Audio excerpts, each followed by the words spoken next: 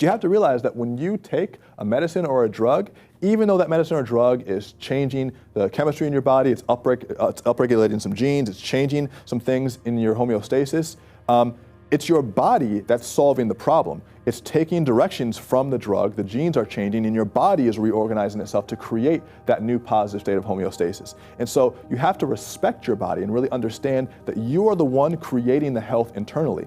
And once you realize that, you can step into a new area of confidence in your life where you say, I heal my own injuries. I heal my own sickness. I am the healer of my body. And once you come from that perspective, the pains that you feel become less traumatic and more pieces of information that you can use to solve problems. And as you eliminate these problems through your awareness, and as you become more aware, and as you take that information in stride, you step into this gradual knowing of yourself and you become more powerful, and it becomes easier for you to become confident in other areas of your life.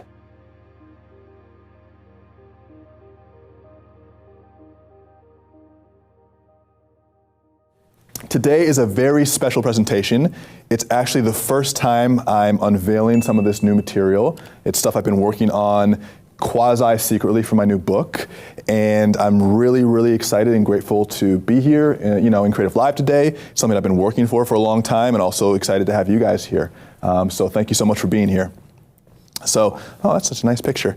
A little bit about me before we begin. Some people kind of know my story, some people don't, but it's worth just giving a quick overview. About 8 or 9 years ago, I just graduated school. I graduated college.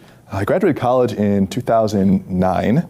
And I immediately started doing just regular jobs. So I was doing everything from, I worked at retail stores, I worked in a museum gift shop, I worked at UPS with the little brown short shorts. I think I still have the tan lines from that. I worked at a restaurant. This is what I talk about the most in my book and other places. And it came to a point where I was having like I don't even know if you would call it a quarter life crisis, because I was only like 21, but I was having a crisis of conscience where I wasn't sure how I was going to do another 40 or 50 years of this when I already felt so unfulfilled. And everything that I had tried up to that point, even given the fact that they were kind of just regular jobs, wasn't really hitting the spot for me. And I was worried that I wasn't going to be able to find something that was right for me. I didn't really feel like going back to school was the answer, because I didn't really feel like there was something I wanted to continue studying that would give me that fulfillment. And I also didn't really feel like going headfirst into the workforce. It didn't really appeal to me. So I struggled for a bit. And I had to learn how to step into my power, step into who I was in order to accomplish the things that were unique to me. Some of you guys might feel that you have unique visions or ideas for yourself that are just for you, just for your own fulfillment, that don't have anything to do with someone else's path. And I certainly felt like that, although I didn't know what that path was. And fast forward to now, and I get to do all these cool things, It's so weird to look at myself from the third person and see myself getting to go around the world, doing talks. I've written a book now that's done really well, doing signings and doing all these things that I thought were kind of out of reach and don't really have a map. And I think really when it comes down to it, today's talk is about power, becoming unstoppable. And what you'll find is that when you're powerful, you don't need a map. When you're powerful, you can generate the map within yourself. So that's what we're really here to talk about today, how to become powerful and how to generate your own inner guidance. And so I want to talk a little bit about what today's class is and what it isn't. First of all, this class is for ambitious leaders who are looking to push towards your edge. Leaders in here, everybody? Leaders, yeah? If you're in here, you're most likely a leader, because if you weren't, you wouldn't want to take the initiative to be in a place where you're learning about developing your power. So if you don't think you're a leader, start to rethink your actions, and you might find that you are leading people around you. Even if it's not a huge community, it's a small community of people who care. You know who you are, and this is your sign. This is your wake-up call, and I want this class to be that wake-up call for you. And so my aim with this class is to show you the hidden barriers that might be stopping some of you from getting to what you want, might be draining your power, right? There are things in our lives that we don't even recognize that drain us from creating the change that we want in our lives and drain us from executing and exercising that power. So that's the first thing. And the second thing is I really want to help entrepreneurs step out of their own way and step into the life of their dreams. And And of course, there are many platitudes about stepping into the life of your dreams and living the life of your dreams. And there's been a lot of talk about this, but my aim for this course or this class is to give you actionable things that you can take to the bank, and really will give you that both the sense of the confidence and power and also the tools to actually act on that. A word of warning for today, what I found throughout my life and just throughout talking to thousands of people now and being involved in other people's lives is that most people are totally uncomfortable with themselves. They don't examine their lives, they don't examine their body, they don't examine the condition of their mind, their spiritual health, or the way that they're being because they're scared that their inconsistencies will let themselves down. They're afraid of letting themselves down. And the reality is, if you're afraid of your own inner inconsistencies and the way that you look at yourself and the way that you treat yourself and the way that you're being, that's not the path of power. The warrior's way is one of complete transparency within his or herself in order to find what is the true cause of their actions. And a lot of the ideas that we're going to discuss today are going to be difficult to explore. I've purposely designed it so it will be difficult for you to explore. And for some people, the things we're going to be talking about might be the first time you've ever looked at your life this way or looked at your world this way. And I want that. One of the constant themes I'm going to push today is going into the unknown. So many of us operate in a box where we're only looking at the known. We're only looking at things we've done before, and because we're doing that, we're only getting the results we've already gotten. So my job is to push you to think of things in a way that might be unfamiliar or unknown so that you can stretch your imagination, and we can all stretch our collective imaginations to create things that were formerly impossible. Does that sound good? Yeah. Yeah. So, what is power? I like this picture of the elephant better. What is power? One thing that I want to kind of elucidate to you a bit is that power has often a negative connotation. So, when we think of power, what are some other words that come to your mind immediately when I say power? Greed, strength. Anything else? Control, yeah. Influence. Those are all pretty much synonyms. And a lot of people think greed, evil, power, and we think of dominating others when we think of power. Many times throughout this presentation, I'm going to use some esoteric language. I'm going to use some things that might be a little bit kind of out into the clouds, and I'll always make sure to bring it back to how you can take this to the bank. But developing your power starts with identifying the things you've been hiding from. Thinking about the things that keep you up at night. Thinking about the things that only you know are affecting you. Facing those things head on and seeing your challenges as a vehicle for your biggest growth and an opportunity for your biggest growth. Not things that necessarily are going to hold you back or make you cry, but things that give you the opportunity to step into that power. And it's not hard, or it's not easy. It's very difficult to confront these areas of our lives that we're not used to talking about, but it's really the path. It's really the only way. And power starts with that realization. I love this quote. It says, knowing others is intelligence, knowing yourself is true wisdom, mastering others is strength, mastering yourself is true power. This is by Lao Tzu in the Tao Te Ching, and this is a great book. If you guys haven't picked it up, you should. The great thing about the Tao is that it's a small collection of fundamental poetry. It's Chinese philosophy. Lao Tzu we think he was probably multiple authors, almost in the way that Shakespeare was now maybe perhaps a few different people, or at least a couple different people. And the interesting thing about this book is that it really underlines some of the ways that we view the world, and it also talks about opposites. It talks about light and dark, positive and negative. And one of the things you'll find is that when you consider your own power, there is a real difference between power and strength. When you think of power versus strength, what comes to mind? Can anyone maybe think of what the difference might be? Can anyone think of what that might be? What does that mean to you? What's the difference? Effort? Yeah, effort. Strength really is when you think of yourself being strong, you think of the ability to push a lot of weight. So you think of maybe a person at the gym and they're pushing a lot of weight. It's really heavy. They can complete a lot of exercises and reps in a physical sense. But power is not the same thing as strength, is it? Power is actually strength times speed. Power is strength plus precision. In other words, power means control. Power means that your ability to create the results is within your locus of control. A lot of people are strong, and a lot of people can be strong, but being strong doesn't mean that you have control of that strength, right? It's not enough just to be able to do a lot of work. You have to be able to control your effort. You have to be able to control your output. You have to be able to control who you're being.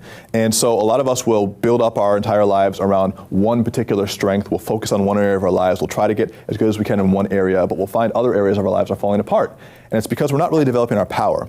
And remember, as you develop your power, that your power is directly correlated to your ability to control that power, right? And so you can think of the difference between, like, let's say a Ferrari and a Ford F-150, right? This is my favorite example. You think of like the zombie apocalypse, and they have all these different like Walking Dead clips of the Ford F-150 crashing through a shed and, you know, destroying the shed, and the zombies are clinging to it. This is like a classic zombie scene. And the Ford F-150 might be able to knock down the shed, but the Ferrari can stop on a dime. It can create thrust and energy in an instant. And so the Ferrari has true control, right? It's the ability to create force and to create effort and to create results at will that will make you truly powerful. And you can have all the strength in the world, but if you can't control it, it's not worth anything. It's the same reason why people consider martial artists to be powerful, right? You see Bruce Lee, and he can start here and he can do a 1-inch punch that knocks someone back into the ground. You can have a bodybuilder who's much stronger than him, who can lift something really heavy, but he hasn't organized his energy in a way that creates that power. And really, when you think about it, power comes down to organization. It's the organization of the energy. So I want you to consider thinking about this. And as I use the word power throughout the lecture, think about what that means when it comes to the energy that you're controlling, how much you can organize your energy, how much you can become completely in alignment with everything that comes into your life so that you don't spill out this power, spill out this energy. So let's talk about what true power gives you the ability to do, because we think about the difference between strength and power. We think about the ability to control your energy.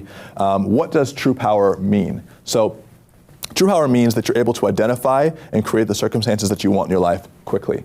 This is very important. Many of us spend a lot of our time ruminating and on the treadmill of thought, and although we have these ideas for ourselves, we can't create the circumstances we want in our lives quickly, because although we might have strong minds, we might be very smart and intellectual and intelligent, we don't have the power. We haven't developed the power to be able to take our thoughts and turn them into reality. And true power gives you the ability to do that. True power gives you the ability to become financially and creatively fulfilled. This is very important, and I made sure to underline the most important tangible aspects of this. When you become powerful, it gives you the ability to fulfill these very tangible aspects of your life. It also gives you the ability to exercise fairness and generosity towards yourself and others. Again, taking the example of a martial artist, martial artists usually are people who are humble, reserved, and yet these are the most dangerous people in the room. There are people that I roll with in jiu-jitsu who look like average people who could take my life while doing their taxes at the same time. And they would have no second thought about it, but they wouldn't do that. They're powerful, but they don't have to flex that power. True power doesn't need to be flexed. It's self-evident, right? And it comes with a confidence and a humility that is unto itself. True power gives you the ability to remain balanced and focused, even in uncertain times. As you become more powerful, you'll realize that your ability to interact with challenging circumstances and challenging situations is really dependent on you. A lot of times we walk into a situation when we're still developing ourselves and we're not quite powerful, and we feel that the situation pushes us around. Anyone feel like situations in life have pushed you around, you don't have any control? This is a very common way of feeling as we grow up, especially. I mean, even as kids, you know, when you're in middle school or high school, even into college, you feel like you have no control over your life. You feel like the situation pushes you around. People who have developed their true power know that they are the one creating their circumstances. Bruce Lee said this. He said, circumstances, what circumstances? I create circumstances. That's a mindset of power. True power gives you the ability to overcome the fear of the past and the future, meaning that as you become more powerful, you won't be scared of the mistakes you made in the past because you can move past them. And you won't be scared of what happens in the future because you know that when you step into a situation, you're going to come completely in yourself, completely aligned with what you want. And what happens outside of you is not within your control, but what happens within you is within your complete control. And that gives you the confidence and the strength and the balance to step into a situation, even when it's uncertain, and prosper. And of course, true power gives you the ability to overcome your fear of death all the way out there. As you become more powerful, you'll start to become less afraid of the things that you don't know about. And I'm confident to say that to you, although I don't want to die today, I'm not hoping to die, I'm not like crossing the street at bad times and risking my life, I'm not really afraid to die. And it just means that I've come to a point where what I'm doing, who I'm being, how I'm living, and what I'm communicating with the world is in complete alignment. And so if I were to die, it would be okay because I'm living in complete truth with myself. And that's something that we all have access to. And just having access to the ability to come into alignment with yourself reduces the stress and anxiety of life tenfold, because you feel like every moment you're stepping into something that's true and accurate for you. And a lot of the times the reason why we're anxious about dying is because we feel like we're going to die with something inside of us that hasn't been expressed. And as you express that, and as you learn to express that on a daily basis, it becomes less scary to think about that day when you're not going to be here anymore. So before we kind of like go deeper into the modalities of power, I wanted to give you my baseline philosophy and perspective on life, because this is going to inform how I think about power, how I think about the world, and what I think is important for you to think about. So I believe that you're not your body, you're not your mind, you're an individual spirit learning and evolving through a rigorous training called everyday life. You're an individual unit of collective consciousness that we know exists but cannot name because it's so imperceptible that it escapes language the moment we acknowledge its existence. In other words, your perspective is one frame of reference for the universal consciousness recognizing itself. You're an individual spirit learning and evolving through a rigorous training called everyday life. Now, if you were to think about life and frame life in a way where you saw it as a rigorous training that was devoted to evolving you, wouldn't that become much easier to deal with than thinking of life as something that just bats you around, something that beats you up, something that's out of your control? If you think of your life as a training, and your training is evolving you to a certain point where you will become free and you will become that powerful individual, then it becomes much easier to step into these challenges. And so as you can see, I'm layering on these ideas for you so that you can understand that power allows you to, one, take away the anxiety of all the things that happen to you, and two, step into a greater vision for yourself. So there are 4 layers of power that I want to go over with you today. And essentially, you're not necessarily going to develop all these layers simultaneously, but they are things that are all going to require your attention. And over your lifetime, as you develop these things, to the best of your ability and to the extent of your own ability, they'll help you greatly increase your ability to get things done, to become who you really want to be, to create the circumstances you want for in your life, to help people around you. They're very important. They're fundamental. The first layer is physical power. We'll talk about all these more in depth as we go through them. Physical power. There's also mental and emotional power. There is monetary and financial power, and of course, there is the power of the unknown. Ooh, that's the last one. You don't know to the end. Physical power. Let's talk about mastering the body and developing this physical power. So, there is a paradox of physical power that I think a lot of us don't really realize. And it's simply that, well, we don't really recognize the fact that we're living in a body most of the time. Has anyone been to a bodies exhibit before? Anyone been to this? Yeah? So this is nuts. This is, this has been all over the world now for 10, 15 years.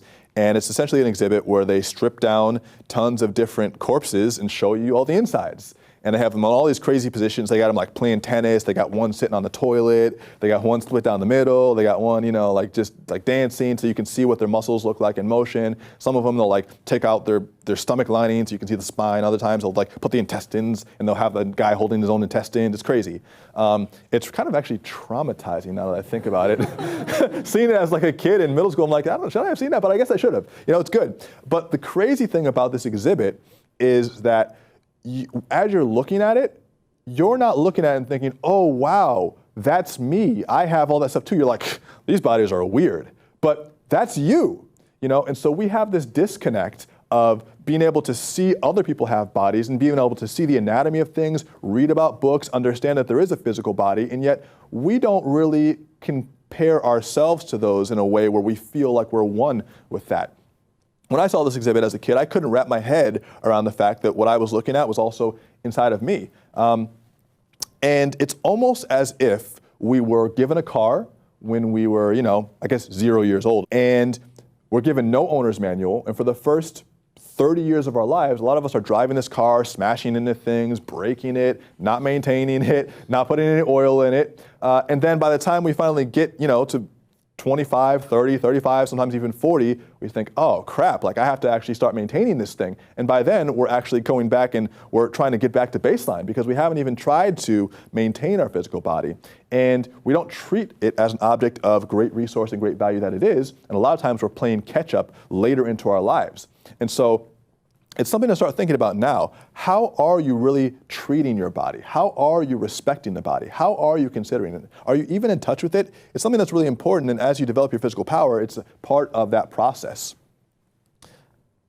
Most people are content to live a mediocre physical existence through the dull lens of underdeveloped senses and assume that their limited perception represents the totality of the physical experience available to them.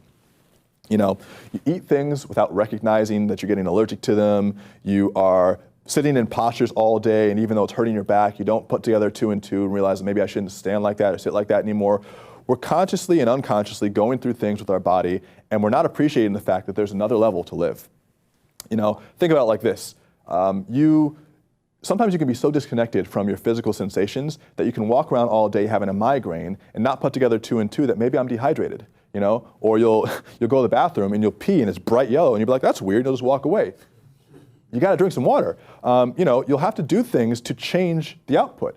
And a lot of us kind of just allow ourselves to roll through lives feeling symptoms, seeing things, or think, oh, that's weird, I've had indigestion for 4 weeks, maybe that's something, and not actually attending to it. How many of us have physical ailments or weird tics in our body that we just let go unattended for a month at a time?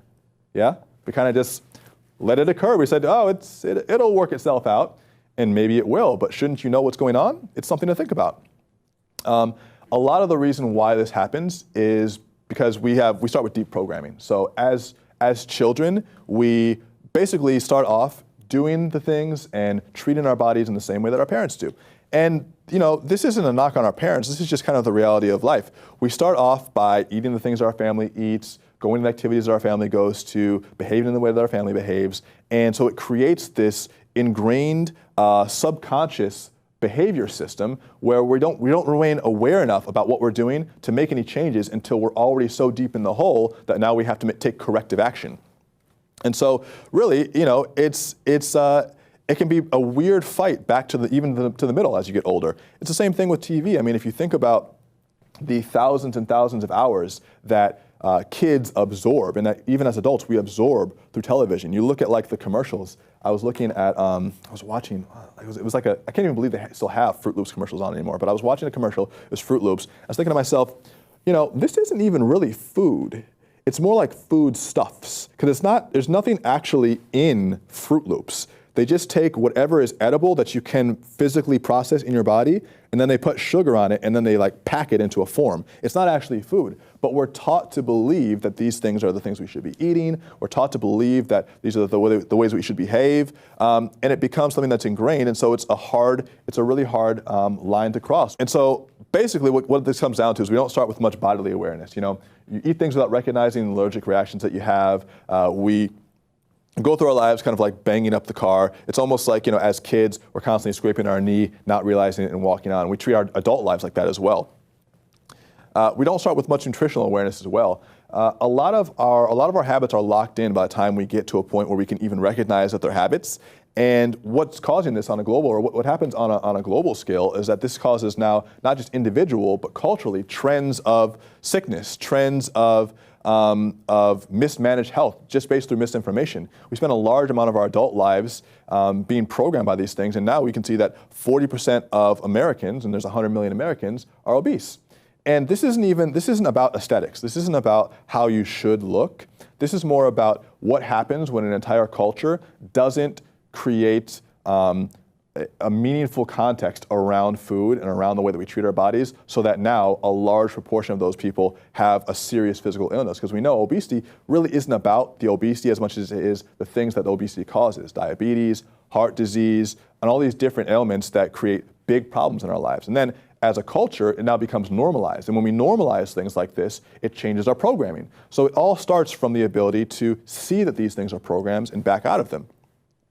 And as you can really start to think about this, you realize that the physical body, the reason why we're starting with this first and thinking about this as a cornerstone of power is because it's very hard to create mental power, emotional power, become more powerful financially, become more powerful with your spirit and with your purpose if you don't at least have the physical body taken care of. The physical body is the core of this. It starts with this. In fact, when I get stressed or when I feel like I have something that I need to accomplish in my life and I don't feel organized and my energy doesn't feel organized, I always start with the physical body again. I say, what am I eating? How am I training? I come back to the physical body because the physical body is something that you can learn to connect to and feel, and you can organize yourself just physically, and it helps you to organize the rest of your life. And if we're never taught to do this, it becomes very hard and very chaotic to create the changes that we want if we don't have ourselves physically mastered. It's part of power. Now, what if I told you that there's a level of physical mastery you can achieve in which your energy is so high that you don't get diseases, you don't get sick, you heal injuries through the power of your own intention, and you can heal others just by being near them? A lot of people wouldn't believe this. They would believe that this was kind of like woo-woo. They would think that this wasn't real. They would say that, if it's not a pill, it doesn't work. And I can tell you that, unfortunately, through laziness, through miseducation, through just lack of interest in their own body, most people fail to take control of the physical vehicle, and what ends up happening is the physical vehicle takes control of them. I can think about this in my own life. My grandmother, it was this weird, watching it and stepping back from what happened with her was a weird situation because I saw her reach a point where 10 years ago, she had a fall, an injury, and she slowly let that injury take over her life. She had, her leg was broken, and then one hip was hurt, and the other hip was hurt, and slowly she broke down from walking to a cane, to a walker, to a wheelchair. And it was almost like at every stage she had an opportunity to take corrective action. And of course, as she got deeper and deeper, the corrective action became bigger that she would have needed to take, but she just didn't take it. And part of that was through fear and miseducation. Some of it was laziness, and her physical body ended up controlling her. And so you end up being trapped in your physical body. And if you continue for too long without mastering your physical body, it will take dominance over you, and it will take much more energy to master the body once it's dominating you than it will if you create that control now, if you create that power now, because then you can generate the energy to create the big change without having to fight past all the things that you've already done to put yourself in the other direction. And the crazy thing is that we develop coping mechanisms to justify why we let our physical power slip away. So if we're not feeling confident in ourselves, we might overeat or not train ourselves. Because we overeat and don't train ourselves, then we feel worse about ourselves, which affects our confidence. And the cycle continues on and on and on as we justify why we don't take physical control. But at the end of the day, the reality is you're the only one who has control of your physical form, of your physical vehicle, and you have to take control of it. Otherwise, it will take control of you. And most people really know so little about the bodies that they're in that when they do experience pain, when they do experience some sort of discomfort, they take it as a signal for trauma, and it becomes something that's painful to them rather as a signal to create change or growth. So for instance, if you are feeling that, like the pain in your stomach, or you're feeling something in your chest, or your leg is hurt, something's going on, you'll immediately go and you'll check out WebMD. You guys do that? What's wrong with me? And it's always cancer. It's always cancer. It's never not cancer. And when you experience this pain, or you experience something very real, like you break your leg, or you even go through something very deep like cancer, in real life, I've had friends who've gone through this, it becomes this psychological trauma that impacts you in a way where it brings you down. And of course, as we become more in line with our bodies, as we become more in touch with our physical form, we can recognize pain and other indicators of discomfort or potential disease as information. And that information becomes a catalyst to act rather than a catalyst to shrink away and be fearful. So it's really getting comfortable with your body to the point where you understand how your body works. And you understand that you, not doctors or drugs, are the ones who are solving the problems of your body. And this even goes to show that when you do take drugs, and I'm not bashing Western medicine, it's great, I love it, there's great things about it, it's very helpful. But you have to realize that when you take a medicine or a drug, even though that medicine or drug is changing the chemistry in your body, it's upregulating some genes, it's changing some things in your homeostasis, it's your body that's solving the problem. it's taking directions from the drug, the genes are changing, and your body is reorganizing itself to create that new positive state of homeostasis. And so you have to respect your body and really understand that you are the one creating the health internally. And once you realize that, you can step into a new area of confidence in your life where you say, I heal my own injuries. I heal my own sickness. I am the healer of my body. And once you come from that perspective, the pains that you feel become less traumatic and more pieces of information that you can use to solve problems. And as you eliminate these problems through your awareness, and as you become more aware, and as you take that information in stride, you step into this gradual knowing of yourself and you become more powerful, and it becomes easier for you to become confident in other areas of your life. Let's talk about what it really feels like to be physically powerful, what it really means. You know, a lot of people have these visions of physical power, and they think about break dancers and tennis players and MMA fighters and jumping and kicking and fighting and all this type of stuff. That's one form of physical power. Physical power looks different everywhere. We think about jiu-jitsu. That's one of my things. Yoga. This is me back in the day doing bodybuilding. A lot of people don't think that's on my actual face because they think the color looks different, but it's just a lot of tanner. And you can ask my mom, who had to shave all this. Love you, Mom. Thank you. And the idea is that power comes in many different shapes and forms. And the reason why I showed this picture, that's me at 19, the reason why I showed that is because when I started bodybuilding, back in the day, that was the first time I got a real taste of physical power. And it had less to do with me, with the strength, or even the way that I looked. It was more that I could do something with my body that changed the way that it performed. And that for me was liberating, because I saw that if I just look at what I'm eating, the body will change. And then when the body changes, I feel differently, and that gives me a sense of power and control. And so you don't have to necessarily do any of these extreme things for you to establish that sense of power and control, but everyone should have something that they do which creates that sense of confidence and control within their physical form. And you have to recognize that you're in control of your physical body and take full responsibility for its maintenance. You have to figure out for you what it means to what does it feel like to have healthy gums and healthy teeth? What does it feel like to have healthy hair? What is it like when your skin is healthy? What does it feel like to have healthy digestion and digestive system? What does it feel like to have your limbs be limber and have your muscles feel nice and mobile? What does it feel like to live in a healthy body? You have to take account of that. It's your responsibility to understand what your body needs to function well and optimally. So what do you need to be eating? What time do you need to be sleeping? It's your responsibility within this lifetime to develop your body to the maximum of your potential while you're here. And just to be clear, everyone has a different maximum potential of their physical form. And everyone has different things that they're more suited for or less suited for. But it's your responsibility to find out where your limitations and where your areas of extreme development can happen within your lifetime. Otherwise, you're not fully stepping into your physical form.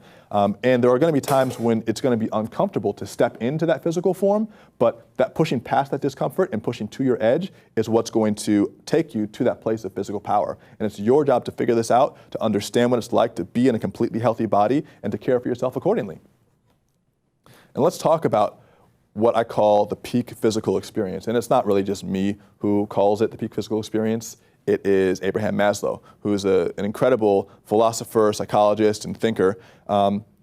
Most people don't really have a grasp on what it feels like to be at their peak physical potential because they've simply never done it before. They've simply never pushed themselves to a level where they are comfortable with being uncomfortable. And Abraham Maslow said that it's a rare, exciting, oceanic, deeply moving, exhilarating, elevating experience that generates an advanced form of perceiving reality, and it's even mystical and magical in its effect upon the experimenter. He's talking about the peak physical experience here.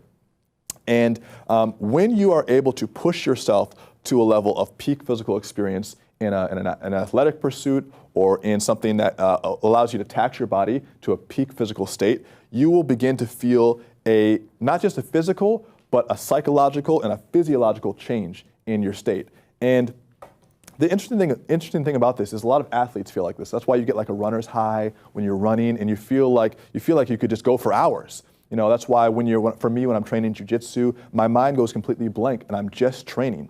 That's why when let's say you're on a hike and it's a difficult hike and you get to the top of this peak, the payoff is so great and you're looking at the top of maybe a mountain, you climbed a mountain and your body is tired, but it's not painful. You feel the exertion and the effort, but it's not pain, and your body feels both exhausted and exhilarated.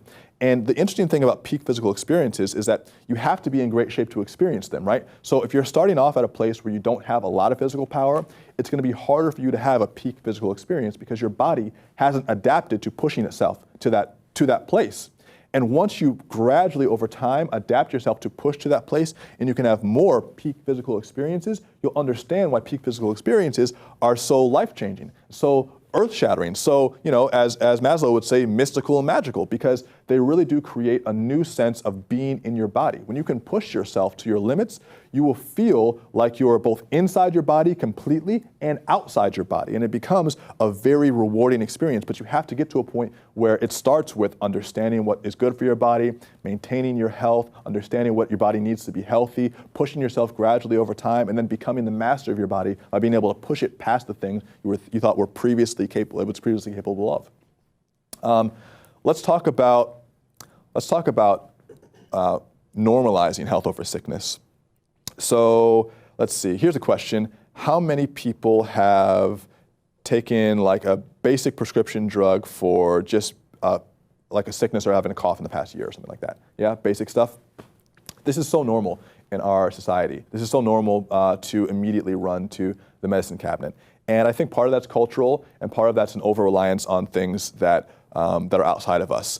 And physical power, as you become more physically powerful, as you step into your body more and you realize that you are the healer, you're in control, you have autonomy over yourself, you normalize your robust health over sickness. And what I mean is that, imagine this is a sliding scale of health, and A, B, and C. A would be sickness, B would simply be lack of symptoms, and C would be complete robust health. A lot of us are content to live between A and B, meaning that I'm not sick and I'm kind of just not feeling any symptoms right now. And many of us don't even know that it could go to C. This moves towards the peak physical experience. A lot of us don't know it's possible to live at C, where you're not just not experiencing symptoms, but you're experiencing an overabundance of health, where you feel literally glowing, right? Peak physical condition gives you the energy to create a better life because you're moving towards C. You're not content with not just being sick, you're content with being robust, healthy, being generative of an incredible energy within yourself. You feel different as you push yourself to this level. And one thing that I like to think about is that the question you should be asking yourself in a lot of areas of your life is there more? If you ask yourself, is there more? The answer has to be yes, because you're asking the question. And if you're asking yourself right now, is there a better way to feel? Is there another way that my body could perform? Is there a better way of being in a peak physical state? If you're asking that question, the answer categorically has to be yes. And our effort should be to push ourselves, not just from A to B, but from B to C, and to live there frequently, to live there as long as we can, to live there our entire lives. And this comes really, really in tune with dealing with illness and injury. I think it's safe to say that I've probably only gotten really sick 2 or 3 times in the past decade. And part of that is because when I feel a sniffle, when I feel alert, like I'm having an allergic reaction, or I'm having, I have like seasonal allergies, or I'm feeling a little bit of a cough, I caught a small bug, I don't acknowledge it as sickness. I don't acknowledge it. I refuse to allow that to be part of my awareness. Not because I don't experience some symptoms, but because I know that when I put my attention on something, energy goes to that. And you give energy to the feelings that you're having as you acknowledge them more and more. Just like if you stub your toe and you go, ow, ow, ow, ow, ow, ow, doesn't it hurt more? You have to get distracted by something, right? So when you're feeling sick or when you're feeling physically ill, the worst thing you can do is to affirm that sickness. And if you find yourself getting sick, again, the idea here is that it's not going to be a doctor or a drug that's going to take you out. You're not waiting for death. You're waiting to heal yourself. And so when I get sick now, or when I feel a little bit coughy, I say, oh, this is odd. I almost never get sick. This can't be happening to me. And I just walk away from it. I just completely step outside of it. And if I feel a little sniffle, I'll get some tea and I'll move on with my day. I never let it stop me. I never let me feeling, run down allow me to get in a negative mental state. If I have to take some time off to take a breather, I'll do that, but I won't allow it to bring my energy down. And that's the important part, because again, where your attention goes, your energy flows. And the more attention you give to the symptoms, the more they elevate and exacerbate themselves. Stewart had a great quote about this. He said, "What I am has beauty and strength. There's nothing I cannot learn to control." In fact, I would love for you guys to repeat that for me right here. What I am has beauty and strength. There is nothing I cannot learn to control. This is something that you can use in your head as you create this feeling of physical power. And it's absolutely true. What you have is perfect the way that it is. And because you are the master and because you have dominion over yourself, you, just by virtue of being here, have beauty and strength. The way that you were created, the fact that you're even here, all the different permutations of genetics and possibility and potential that had to happen for you to be here in this room is an act of pure creation and beauty and strength. And there's nothing that you cannot learn to control within yourself.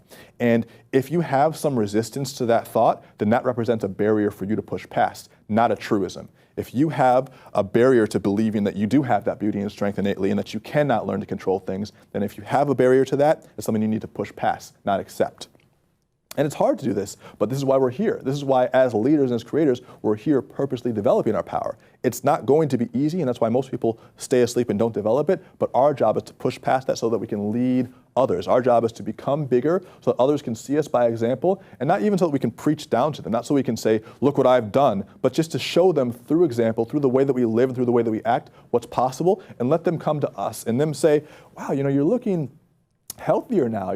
Looks like you're traveling more. Looks like you have a little bit more money. It looks like you're in better shape. You seem happier. What's going on? And when they do that, you can share with them what you've been learning. You don't have to preach down to them. You don't have to flex on them. Again, power doesn't flex, right? But it allows you to bring others with you just by virtue of being who you are.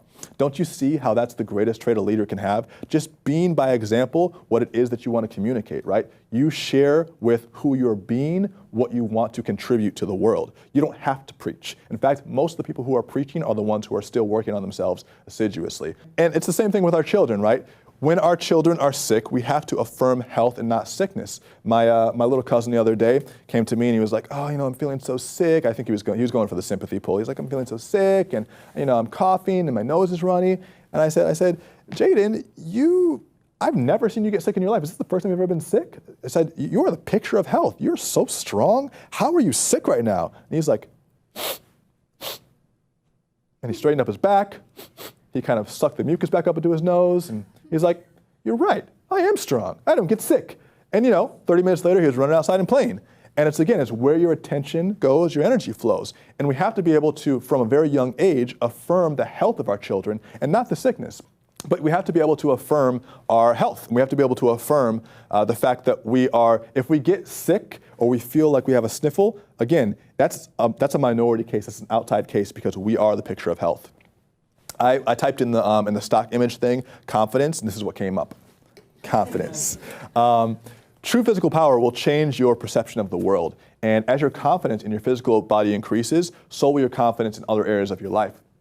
And what you have to realize, especially about physical health, is that there's another dimension of how you can feel and how you can live, but you have to master this element first. You have to master the level that you're at before you can go to the next level. So after you watch this presentation today, it would be very easy for you to go home and for you to look at the most extreme things you could do to try to become a physical master overnight. It's not about that, right? And how many of us have started a workout plan and we're like, all right, I'm going 6 days a week. You go from 0 to 6 days and then, on day 7, you're like, oh, that was way too hard. And now I'm hurt and I'm exhausted. The idea is you have to master the level that you're at before you can progress to the next level. And there really is no race because this is your lifetime, this is your evolution, you're literally creating what's in front of you right now.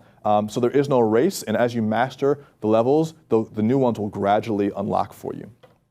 You have to get to know yourself physiologically. Most people don't even know. Can anyone point, where's your pancreas? Does anyone know where your pancreas is?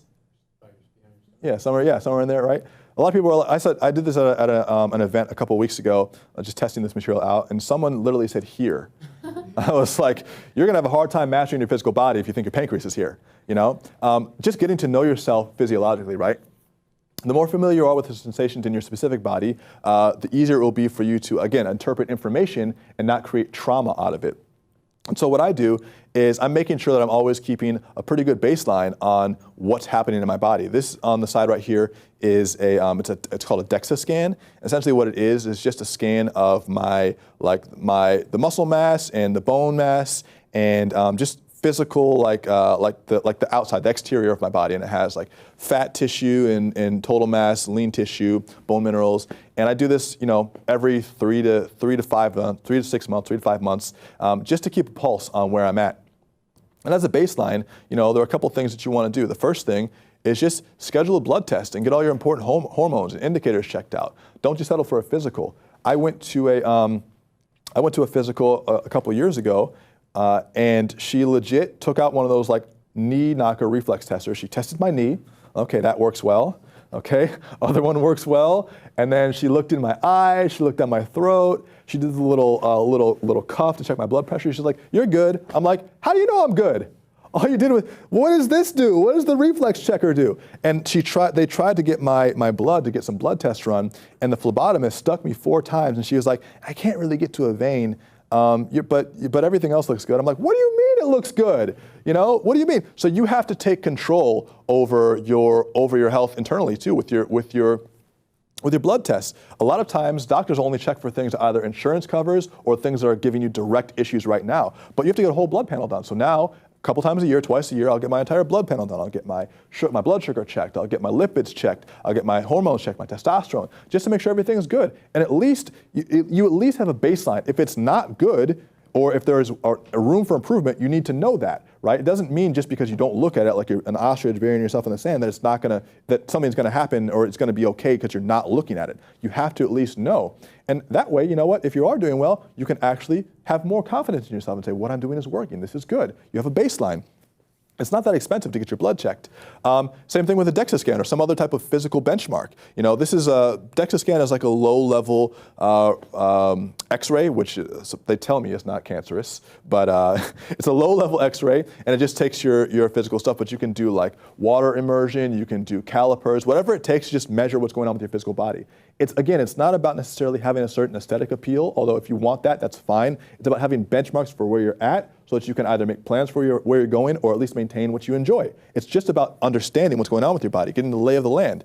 And I would also recommend exploring alternative modalities of health and wellness. So I mean, everything from chiropractic to acupuncture to acupressure to rolfing they do like cupping and suctions to cryogenic freezing. I freeze myself in negative 212 degrees Celsius a few times a month. You know, just to reduce swelling. You guys are laughing. And just to reduce swelling, and it's actually good. It's good for your metabolism. It's good when you train a lot. And I just try all these different things because, again, we're so stuck in this box of Western medicine where we think it's either a pill or nothing that we don't really take the time to consider that there are other genres of medicine and health. There are other modalities of keeping our body healthy.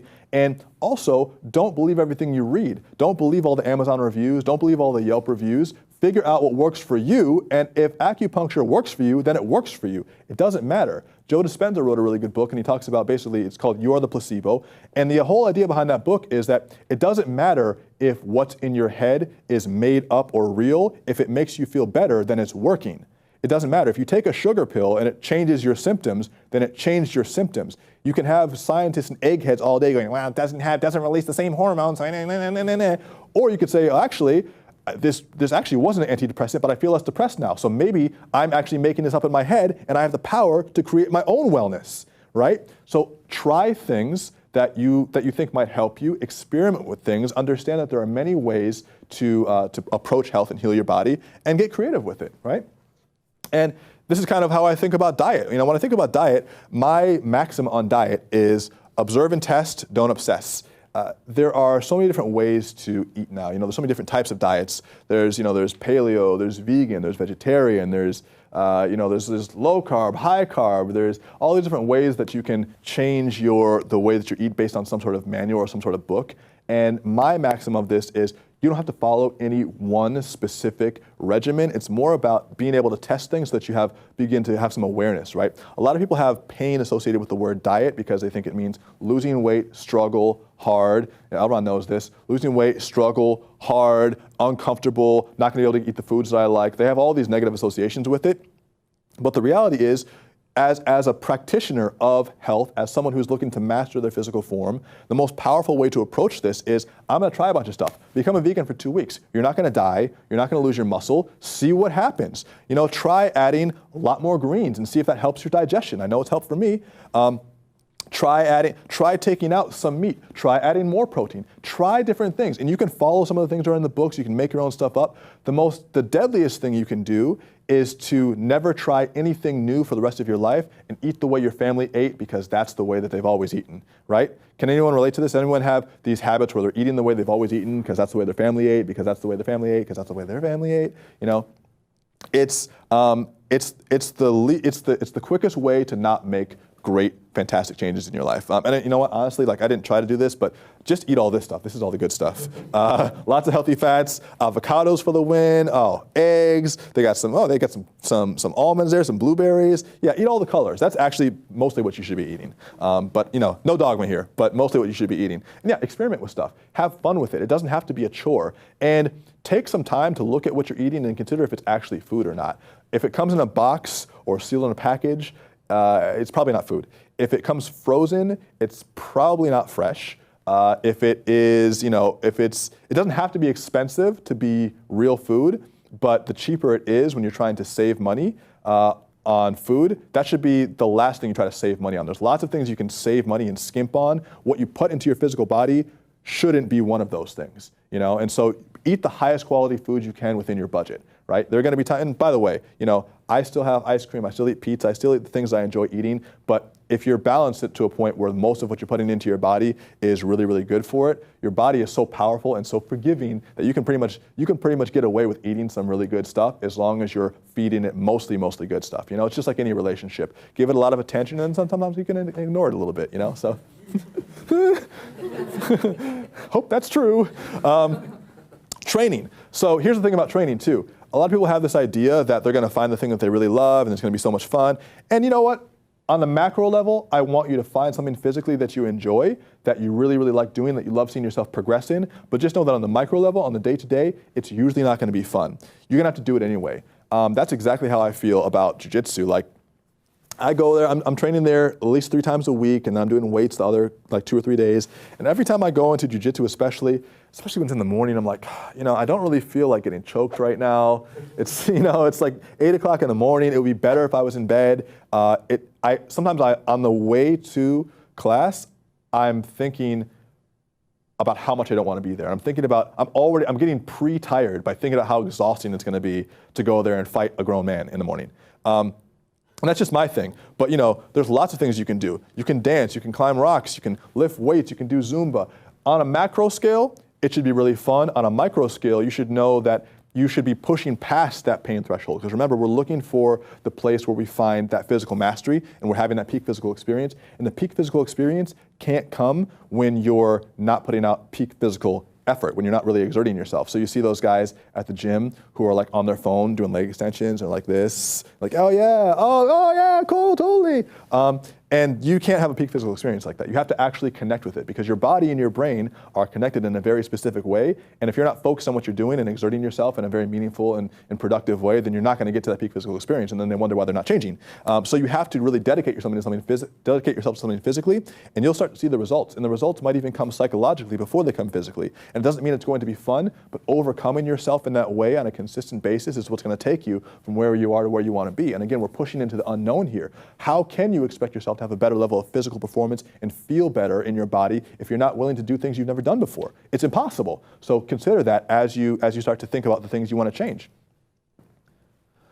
Your vehicle needs attention, and you either make time for health or you're forced to take time off because of sickness. And either way, the body will take its time. So the takeaway here is that you are going to have to give your body the attention it deserves, and you're either going to give it the attention while you're building that power base into it and while you're becoming more powerful, or you're going to have to step aside as your body heals because you've ignored it. Either way, the time will have to be taken, so it's on you to decide how you want to spend that time.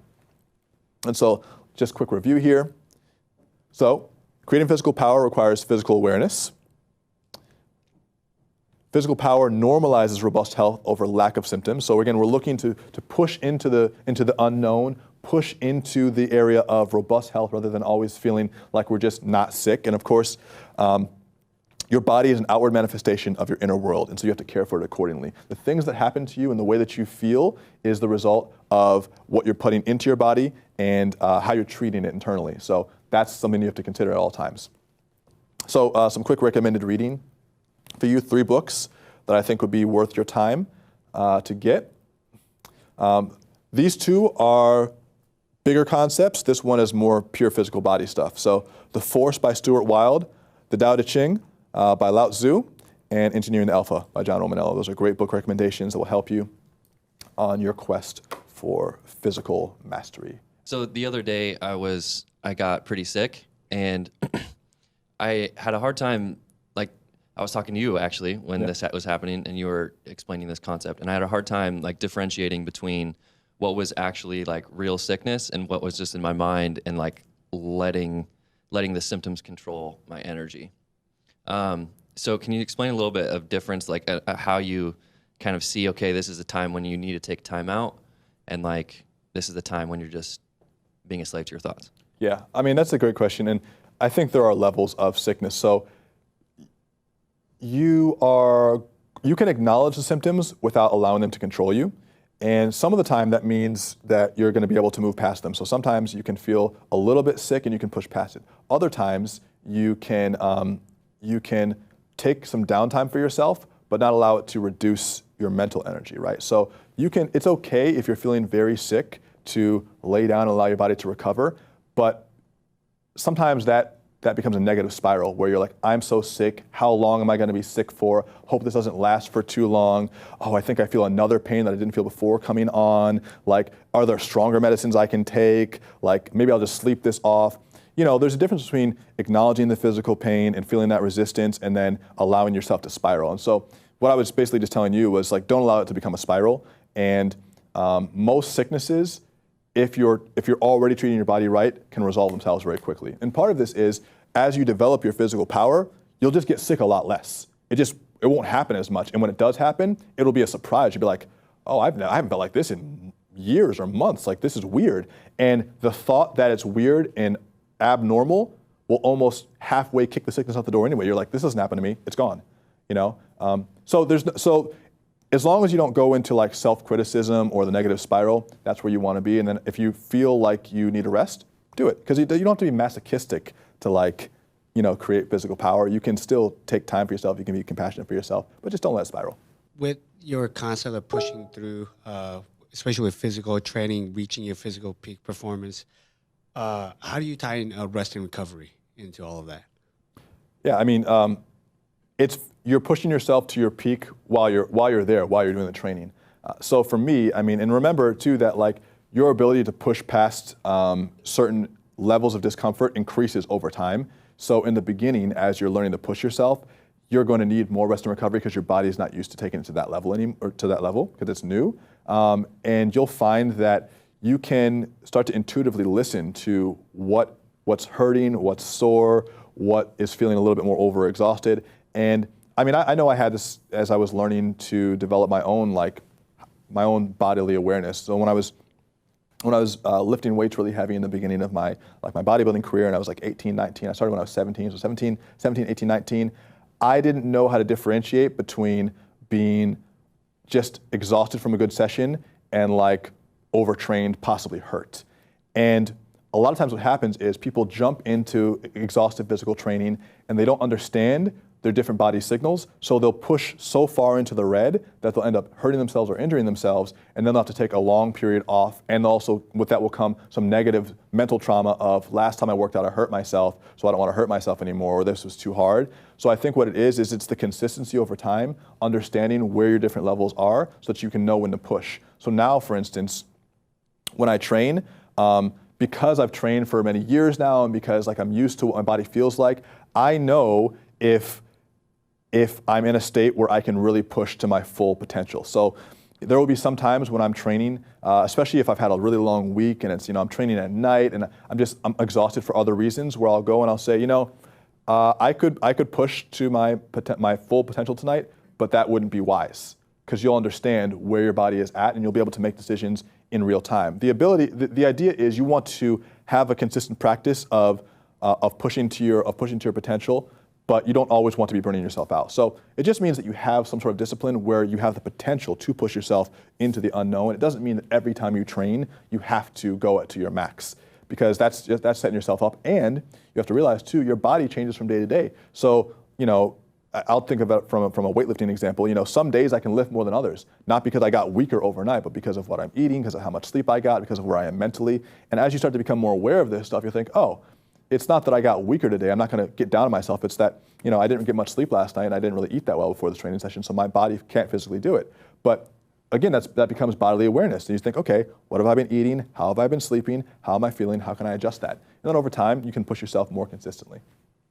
And supplementation helps too. It starts with good food, but then as you start to build on that, it helps to have some basic supplements that will make you just respond a little bit quicker to the recovery. This is just an example for how this manifests in the rest of our lives, right? Power. What prevents us from taking that step of going from lack of symptoms to peak performance, taking that action itself? Why are we always stuck in that place of lack of symptoms and lack of sickness? I think part of it is because we're not even familiar with what robust health feels like because we've never done it. So what you have to do is you have to say, I've never really experienced what it feels like to be at my peak, but I'm willing to go there even though I don't have a reference point. And once you go there the first few times, and it helps to have a guide, like a trainer or someone who can guide you in whatever pursuit you're doing, whether it's an instructor or a trainer or a coach. It helps to have someone to push you to get you there, because sometimes you don't have the mental tools to be able to push yourself through that threshold. And even a training partner is great. So when I was training at my best, when I was really peaking, I always had a training partner who I could push him with. He could push me, I could push him. And so you might need someone else to pull you along. And then what happens is after the first few times of feeling what it's like to truly give yourself in a physical activity, then you'll be like, oh, that's what this is. And it's always a reference point back. And so then you can know from then on how much you're actually pushing yourself. And then it becomes a question of just how do you calibrate it? And over time, you'll become more comfortable pushing yourself into the edge. And we don't usually push ourselves because it's painful. It's painful, but we associate pain with as directions to stop, but it's mostly just information. It's almost like, have you guys ever tried to meditate and you sat cross-legged in the lotus position and your legs start to hurt, your hips start to hurt? Maybe I experienced that before. Well, sometimes I'll be sitting in that position and I'll experience that, and I'll be meditating. We'll talk about that more today, and I'll go, my hips hurt. I got to get up, I got to move. And then I'll say, wait, maybe I can reinterpret this into information, not pain, and just say, well, maybe it doesn't really hurt. Maybe it's just that this is what it feels like when it stretches. And as you reinterpret that, you're like, oh, maybe this isn't painful, and you just reorganize how that thought is relayed into your head, and it's easier to push past that because you're no longer thinking of it as pain. You're thinking of it as, this is just what my body does when it stretches. So if you're doing yoga, you can go, ow, ow, ow, ow, ow, and that will make it hurt. Or you can say, oh, this is what my hamstring feels like when it's fully extended. Wow, that's intense, but not painful, just intense. And so as you do that more and more, you get more familiar in that zone of intensity, and it's like, oh, I can go there. It gets easier. How do you talk about or think about developing physical strength for people that may have things considered disabilities, things like that? The physical strength is completely subjective and independent. It's within your capabilities, within your lifetime. So the last thing you want to do is compare your physical ability to someone else's, because that just simply doesn't make sense. You can have inspiration or motivation of things that you want to achieve, but it doesn't really make sense to compare your physicality to someone else's because you're literally inherently different. We all come with different capabilities, different symptoms, different strengths. I mean, there are so many of my other friends who are more athletic, who are gonna look better than I do with less training, who are going to be able to perform better. And then also I have people who, I can outperform without trying as hard, and I have different things that they don't, and we all have different skills and abilities. And so it's more about figuring out what your peak performance will be within your capabilities. Now, what you'll find is that, let's say you do have a disability, as you push past that disability to the limits of your comfort and slightly beyond, you'll find that many times your capabilities do stretch, and so then you create a new area of control. So maybe your barrier was here, your line was here. As you push a little bit past that line, now your line of comfort pushes a little bit further, and you have a little bit more autonomy within that space. And that autonomy creates not just a physical ability, but a confidence. And you can see that the work you put in creates a new result, and that creates the idea in your head that there can be change. And so but it should never come from a comparative sense, because that only makes it hard on you. This isn't really a question, more of a observation or comment, but one thing that stood out is you're saying that in the Western world, we generally like run to pills and medicine. One of the reasons that I asked about mental health earlier was because I feel like a lot of the time we run to food to solve mental health problems. And I was just wondering like what your thought is on that. Well, first of all, who can relate to that? What's your name? D? D, hey D. Who can relate to D on that? Yeah, running into food. What foods do you guys run to? I want to know, I'm curious. Carbs. Who's a sugary person? Who's a salty person? Sugary? Who's salty? Ooh, you guys are so salty. I think I do. I think I alternate depending on like the season. I think right now I'm in a sugary mood, but I could be salty. Yeah. Yeah, and I used to be a health and fitness coach, and I've just seen like how much power food can have over you. Yeah. Like, how do you take back that power? Tremendous influence. Yeah. I think that part of it is, and we'll talk a little bit more about programming in the next section, but I think part of it is at least understanding those addictions for what they are, and understanding why they occur. And many of the food addictions that we have start from some sort of like physical cue. So it's like, I get home from work, and every day when I get home from work, I'm so exhausted, so I sit on the couch, which is my cue, and then I'm gonna eat a whole bag of tortilla chips, because that's what I do when I sit on the couch. I eat tortilla chips and watch TV. And because I'm eating tortilla chips and watching TV, the reward here is I get sleepy and I want to go to bed anyway, so this all works out. And a lot of times we have these programs that are built up that create almost invisible habits that we don't recognize until we see the results in the physical world. We don't know how to deconstruct those. So part of it is looking at the habits that we're creating for ourselves, understanding what the cue is, what the routine is that we're doing, and what the reward is. We're gonna cover that in depth. But they're built around conditioning. And it takes some awareness to step out of that, and takes some awareness to reorganize and recalibrate that. And it doesn't happen overnight, but it's within our control. Yeah. And food is one of the most powerfully addictive drugs there are out there. And I've also found that you can, to a certain extent, starve those cravings by replacing it with good food. Because one, if you're hungry, a lot of times the food that you're craving doesn't really satiate you as much, because things that are high in carbs and things that are high in sugar and fat and salt, they just taste so good that you want to keep eating them, but you never really feel full. Like, I can eat an entire bag of tortilla chips and I will not be full. I'll feel a little bit worse, but I could eat a whole dinner after that, because it's not really filling. A lot of the foods that we are programmed to eat don't actually fill us up. And so if we fill ourselves with good stuff first, it's easier to not binge, but it's still challenging. And so it's a whole game of creating this reorganization of the way we think about food. Just to give this some context, we're layering here. We're layering every level upon itself, and physical power is obviously the base. It is your source. It's what's going to make everything else easier to fall into. But mental and emotional power is the next piece of the puzzle here. I think this guy is like, I typed this in, and I think these are like neurons or whatever he's doing here. But basically, the power of the mind is one of humanity's greatest stories. We're constantly obsessing about the power of our mind, about what we can do. And there's, I was thinking about this. The brain is the only organ that named itself. Think about that. It's definitely a high thought, but the brain did name itself, and it named all the other organs. That's very powerful, isn't it? It's powerful. If you can actually create a system that creates itself, it's very powerful. And so let's dig into that. Let's dig into what that means.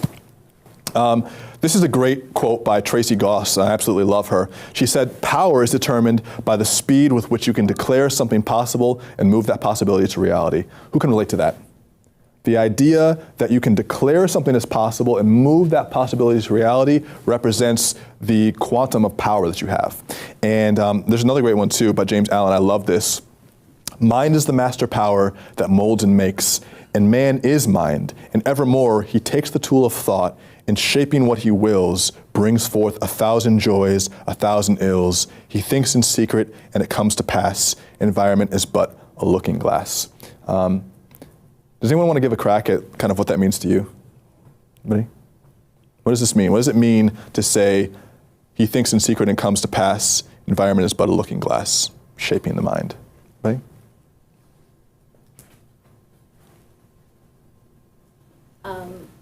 I think it sounds like even if we haven't verbally spoken something, whatever we think we essentially are, it essentially will come to be our reality. So there's no line between what we're living in our mind and what we'll live physically, even if we never verbalize it.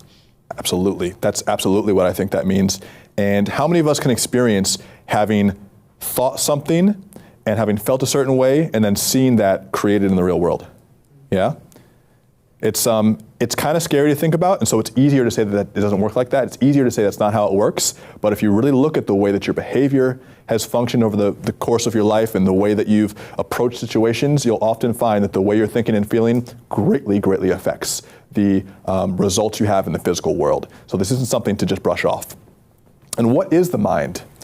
So the mind, capital M, is the sum total of all your conscious thoughts and emotions inside the context of your subconscious. So what this means is that we go throughout our lives and we have these different experiences, and those experiences create memories and emotions, and those become the context for our mind, wrapped all up in the box of our subconscious, meaning that we have these thoughts and emotions and we interpret them through the lens of our subconscious. So that's why you can have people who see the same event, who experience something that's seemingly identical, but all have different perceptions of it, because their subconscious and the things that they've gone through in their own history affect the way that they perceive and process things.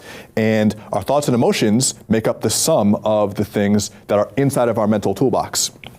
And if you look at the mind and you really think about the mind, and as you develop the power of the mind, you begin to understand how your thoughts come and go, how your cause and effect cycles eventually affect your actions, how there's these invisible webs of ideas that light up like neurons. You begin to realize how susceptible you are to false perceptions as you become more strong mentally. Can anyone relate to the idea of having once believed something and then getting new information and proving yourself wrong? Yeah, I mean, this is how we learn new things, right? As you become more powerful within your mind, you'll start to see where you were wrong before. You'll start to notice your own addictions, your own afflictions as you become more powerful. Most of humanity is walking through life mostly unconscious of why they're doing things and what relates to the cause and effect of their life. And so as you become more powerful and as you step into this power, you're going to then have the responsibility of understanding what your own addictions, afflictions, and tendencies are. And that responsibility imbues you with the power, because if you understand this stuff and if you recognize it, you can change it. And essentially, as you become more powerful within your mind, you can uncover the true nature of your own unique consciousness. And we all have our own individual consciousness in addition to being part of a more collective consciousness. If you think about the mind and you develop the ability to perform what's called a metacognitive task, you really start to expand your horizons. And a metacognitive function is basically thinking about what you're thinking about. And this is something that, that takes skill, it takes time, but as you do that, you can start to distance what you're thinking from who you are and what your emotions are. And you begin to self-regulate more easily. Anyone here meditate? Yeah? All of you guys meditate. This is awesome. And we'll talk more about this in a later lecture. But the idea behind meditation is separating your mind and your emotions from your personality in many ways. And I noticed that as I started to meditate more, one of the weird sensations that I had was let's say I was getting riled up, you know? So this happened to me a few months ago. I was rushing somewhere and I was looking for one of the lenses to my camera. And I have this weird thing where if I lose a possession of mine, it really bothers me. I'm always looking for it. I'm like, where's the thing? Where's the thing? I'm always looking for it. And I'm starting to get internally agitated and a little bit angry. Not really at a specific person, just angry at the situation. And I had this thought then. I thought, oh, Daniel's getting angry right now. It was this thought where I stepped back from the thought of being angry and had a metacognitive thought of the fact that I was angry. And so I was able to then remove myself from being in the first person and look at it as a third person. And once I did that, I immediately calmed down because I said, Daniel shouldn't be angry. This is stupid. Daniel's angry. Sounds kind of crazy saying it out loud. But that's the reality of stepping away from your emotions and stepping away a little bit from your personality and being able to metacognitively understand why it is you're thinking what you're thinking and what's going on underneath that mask. As you develop the power of your mind, you'll develop another layer to your mind where you can start to understand why you're having the thoughts that you're having. And as that takes place, and as you become more practiced in that habit, it becomes easier to walk through life with a sense of calm, with a sense of security, because you're not constantly being pulled by your thoughts and emotions, but you can direct them almost like a conductor. And that makes it much easier to operate powerfully. And you can also still feel emotions. It doesn't mean that you don't feel emotions. It means that you're not committed to living inside of them. So it means that as you experience pain or sadness or anger or even joy, or exuberance, you don't have to commit to being that emotion. You can feel that and observe that without being taken by it. And that will allow you to step forward and create things that you want without constantly being pushed and pulled, feeling that you have no control. I like to use the idea of what I'm calling unfogging the glass around life. And the interesting thing about the power of mind is that everyone has immediate access to this power. Everyone has the ability to, at an instant, become more clear, sharper, and more capable within their mind. But often our ability to become clear is dulled by this fog because we're not able to understand why we're thinking what we're thinking. We're not able to really see through this haze. And a lot of the haze is built up around things that we have previously thought about with competing emotions, with things that are bothering us, and it causes this filter over the way that we act and the way that we think. But as you develop power of mind and the fog starts to lift and you become more powerful and aware and more cognizant of what happens, well, what happens is the noise and the chatter from the outside dims and you become just more clear and happy because there's less noise up there. And then what happens is the way that you live, and I've said this a couple times in this presentation, and I'll say it again because it's really important, the way that you live and the way that you feel about yourself come into alignment, right? The way that you're presenting yourself in the world and the way that you think about yourself become one and the same, and that alignment creates a powerful resonance. That resonance creates energy in your life. And as you become more in alignment with who you are, and that resonant energy exudes outwards, it's much easier to attract to you the things that you want because the ideas that you're putting out there are in complete alignment with who you are. It creates almost this sense of freedom because many times we're struggling trying to see through false perceptions of who we are, and it takes energy to lie to ourselves.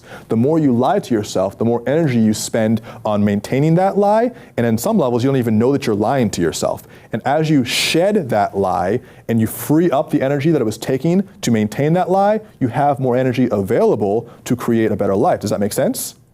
Yeah? It's actually kind of hard to think about sometimes. It's hard to think about the areas where you're being inconsistent with yourself. It's almost like if you're in a pool and you have, you have some beach balls, you got one beach ball and you submerge it below the water. You're like, good, I can hold that forever. And your friend tosses you another one, you can hold it, you put it down forever. Now, if your friend tosses you a third beach ball, now you have 3 and you're trying to keep them underwater. And these are these negative things, these inconsistencies, these emotions, these things you're fighting with in your whole life. Imagine now you have 30 beach balls in your whole life trying to hold them under the water and keep them submerged. And it takes energy to maintain that rhythm. And so as you let these things go, as you're able to become more clear and more in alignment with who you are, it creates this energy in you which basically frees up all this power. And when you're free of all these constraints that are really artificial anyway, you have complete autonomy to create the life that you want, and it starts up here. Entrepreneurs just have to develop power of mind. We are the ones creating the possibilities. We are the ones that are responsible for moving the invisible to the visible. It's especially nowadays, very important because entrepreneurs, more than ever, have the opportunity to create this visible from the invisible. We have the power to literally make what it is that we choose. But in order to do that, just like Tracy Goss said, we have to develop the power of taking what's in our head and the intention and moving it into reality and making it real quickly. There are many of us who probably know people who have family members or friends who have been ruminating on an idea for years. Anybody? Yeah? Maybe yourself? It's not enough to have the idea. We have to develop the horsepower within our own mind to create that idea and put it out in the real world. And of course, developing your mind, it really comes down to 2 things. The first is shedding old beliefs.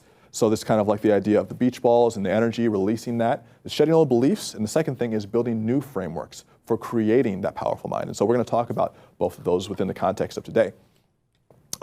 And this is something, again, I'll reiterate it, I really like this. When the story that you live and the story that you tell yourself about your life come into alignment, that alignment produces a brilliant resonance that creates energy in your life. developing a strong inner belief and inner confidence in yourself is one of the keystones and the cornerstones of becoming more powerful and more confident and creative in your own force. It's not just because the confidence will allow you to push through your own barriers. It's because as you become confident in yourself, other people can see that confidence and sense that confidence, and they're willing to be led by you. And as entrepreneurs, this is so important. It's not just about you being secure in yourself. It's knowing that security other people notice, even if you don't know that they're noticing it. And that security, as you step into your own power, allows other people to look at you, like we were saying before, and be led by example. Even if they never say that you're leading them, they'll look at you and they'll take cues from you. And this is why you can lead members of your family, you can lead your friends, you can become a true leader in your community just by being more of who you are. Because so many people are confused about who they are, and it's so refreshing just to see someone who's completely in alignment with themselves. Even if they're all the way out in Kanye land, it's refreshing to see that. It's refreshing to see someone who just understands what they're about and is unashamed, you know? When you see that, it doesn't mean that you have to copy off them, but it encourages you to do your version of that. So when I look at Kanye, I say, you're crazy, but I love what you're doing. I love the fact that you're able to speak like this, even if I don't agree with what you're saying. The fact that you're able to put it out there, to me, is powerful. And so you have to become that to your friends, to your family, to your community, someone who just steps to it and says, this is me, I'm in complete alignment with who I am, and hopefully by me doing this, you'll also learn to do the same, even if it looks different than mine. And this is how entrepreneurs are really going to take advantage of the opportunities that we have, because entrepreneurs as leaders are stepping up and we're creating things and then we're expecting people to follow us. And we can't do that if the things that we believe about ourselves aren't the things we're putting out there in the world. Entrepreneurs work best in a state of radical transparency. Who's read Principles here? Anybody read Principles? Yeah, Principles. This is a good one. So this is like the Entrepreneur Bible of 2018, but I think it's gonna continue for a few years after this. If you read one book this year, this would be a good choice. Let's ask this. This is a good question to ask. Has anybody experienced working in a place where there was not transparency and where there was a lot of lying or perhaps a lot of competition or a lot of underhanded stuff going on? Anyone relate to that? A lot of people can relate to this. The idea behind Ray Dalio here is that he talks about radical transparency in the context of organization. So he talks about how being transparent with your coworkers and being transparent in the way that you manage people and the way that you organize teams makes it much easier to get big projects done, because most of the fighting that's done in organizations is due to the fact that people have competing interests that they're not expressing, and then they bat heads with each other, but they don't express why that's happening, and they're constantly trying to move the ball in their own favor without actually creating collaboration. And this is true. But what I've found is that radical transparency doesn't only operate on an operational level in the workplace, but it also operates really in an internal level, and it really starts with radical transparency within yourself. And so this is, again, coming back to the idea of freeing up the energy that you're using by lying to yourself and by being radically transparent. What I like to think about is the idea that confidence creates belief. And so think about it like this. And we can even in fact, in a second we can go to the board, but confidence creates belief, right? So you have to be able to have confidence in yourself first before you can believe that you can do something. You develop this confidence first before you know that you can. So Elron asked earlier, he said, how do I push past this B and go to C? How do I push into the physical peak condition? Well, the first is you have to just have a belief and have a confidence that you can do it. And so part of that comes by just knowing that other people have done it. If you look at Roger Bannister breaking the 4-minute mile, people didn't have confidence that was possible before. Then he did it, and other people started to believe. And then they did it within months, right? It was a complete mental barrier, right? The confidence that you can do something creates the belief. The belief is a strong internal knowing. If you believe you can do something, that creates a strong internal knowing. Once you believe you can do something, that's the precursor for success. You're not going to be able to be successful in something if you don't believe you can do it. Sometimes there will be flukes and you'll have accidental wins, but for the most part, if you don't believe you can do something, it's going to be very hard to achieve it. And so if you believe you can achieve, it's like up in the guidance counselor's office with the eagle soaring above, and everyone had the same poster. Where did they get these posters? I want to litter my room with these guidance counselor posters. I feel like that would be because that was Instagram from the very beginning. I should have known. It was a great idea. But you won't be able to believe it. You won't be able to succeed unless you believe it first. And of course, your success, it actually begets more power, right? So the more success that you have, the more power that you have. It's why you'll see dynasties with sports teams. They'll just keep winning, and that winning will create more winning, right? It's why you see people who, the rich get richer. As you become more successful, your power builds up, and it's easier for you to experience continued success because you've already had success in one area. And of course, it all loops back on itself. If you want to go to the board here, I just feel like using this. Okay, so if you have this circle right here, you have your confidence, right? And of course, the more confidence you have, the more belief you have, and the more belief you have, the more success you have, the more success you have, the more power you get, and the more power you get, the more confidence it creates. So it's really just this loop. And this confidence, which is really important to know, is this confidence doesn't have to start from something that you've done before. You can, again, look at what someone else has done, realize that it's possible, which should give you a small amount of confidence that it can be done. It's almost like if you look at a scientific experiment, there's a reasonable level of confidence within an experiment where they can believe they can recreate something. As long as you have the confidence that it can be done, then you can become a believer as you start to do it more within yourself. And of course, if you're confident in something, let's say you're, again, coming back to that 4-minute mile example, if you believe it can be done and you run a couple of 4-minute mile, 4-minute and change, 4.5 minutes, even closer to 5 minutes, even that confidence will still spark a belief because you're getting closer. You're getting closer, right? And over time, that belief will solidify and you will have that success because it will be 4 minutes, 45 seconds, 4 minutes, 40 seconds, 4 minutes, 30 seconds. Over time, that belief will get closer and closer to your success. Once you succeed, the more times you succeed like that, the more power you'll generate within yourself. And of course, when you're powerful, now it's very easy to be confident. And so a lot of people ask, how do you maintain confidence? How do you feel confident even when you're not? You start with something that might be outside of you. This might be confidence you've pulled from somewhere else. And it could be even confidence if you're talking about school or something more intellectual. It could be just, I've read a lot of books on this. So my confidence is I've read quite a lot. I seem to know a lot about this. So I can at least confidently say I have some idea of what I'm doing. As you practice more, with, maybe it's school or maybe you want to be a speaker or you're making content. As you practice more and that confidence from outside turns into internal belief, that internal belief then creates the success over time and that success creates the power. And there's no timeline on this, by the way. It's not like, oh, well, confident day 1, by day 5 I have a belief, I'm already successful at the end of the week and now I'm powerful. Sometimes this can create years. This can be years of work and this can be years of cycling through this. And remember that even really successful people, one of two things can happen. Their confidence in one area can bleed over to another area. So that's the reason why you'll have, Michael Jordan, who will be the best basketball player alive and think that he can go play baseball. And he'll be very confident in that he can do that, And it doesn't matter how successful he was. It's just that he was confident enough to do it. He had the belief he could do it. And some would say he was successful. I don't know. Or even sometimes more surprisingly, you can be very powerful in one area, but still lacking confidence in another area. Anyone feel like this? Like you're good in one thing and not in another? Yeah? A lot of people feel like this. A lot of people who have experienced, maybe financial success don't feel confident in their relationships or in their health or in their other areas of their life. And they have to create this own cycle within themselves outside of the area where they're already good at. So this isn't something that's exclusive to people who are just learning the ropes. This is a human cycle. We can go back to the slides. So this is the cycle. Confidence creates belief. Belief precedes success. Success produces power. Has anyone done this in their own life? Can you think of a time when you were able to take confidence from the outside and turn it into success? Anyone else think of this before? Where's this showing up for you in your life? So you mentioned that a lot of times with entrepreneurship, you get confidence from seeing other people who have done something similar.